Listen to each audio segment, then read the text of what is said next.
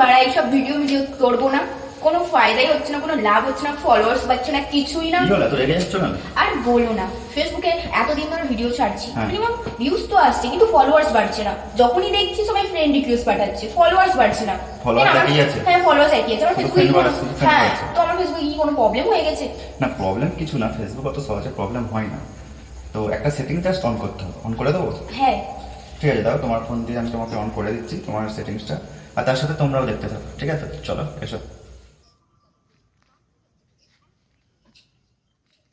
এই যে তোমার 173K ফলোয়ার্স, কিন্তু রিলসে প্রচুর প্রচুর ভিউজ আসছে, কিন্তু শুধু ফ্রেন্ড রিকোয়েস্ট আসছে এবার, তাই তো? বাবা, 1578টা ফ্রেন্ড! হ্যাঁ। তো ঠিক আছে, তো সেটিংসটা কীভাবে অন করবে আমি দেখিয়ে দিচ্ছি। তো প্রথমে তোমরা এই ডান দিকে এখানে ক্লিক করবে, তারপরে তোমরা সেটিংস অপশানে ক্লিক করবে।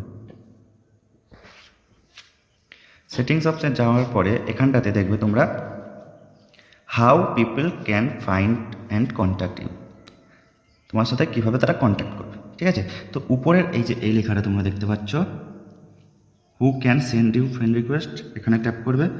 ওই শালা, তোমার নো ওয়ান অপশান আছে, তাহলে তো খুবই ভালো।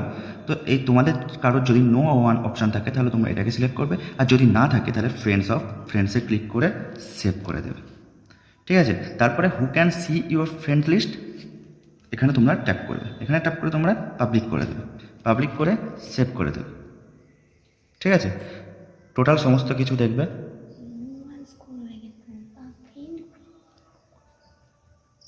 তারপর তোমরা ব্যাকে আসবে, ব্যাকে আসার পরে ফলোয়ার অ্যান্ড পাবলিক কন্টেন্ট, তো এই সেটিংসটা তোমরা একবার ট্যাপ করে দেখে নেবে ঠিকঠাক আছে কিনা।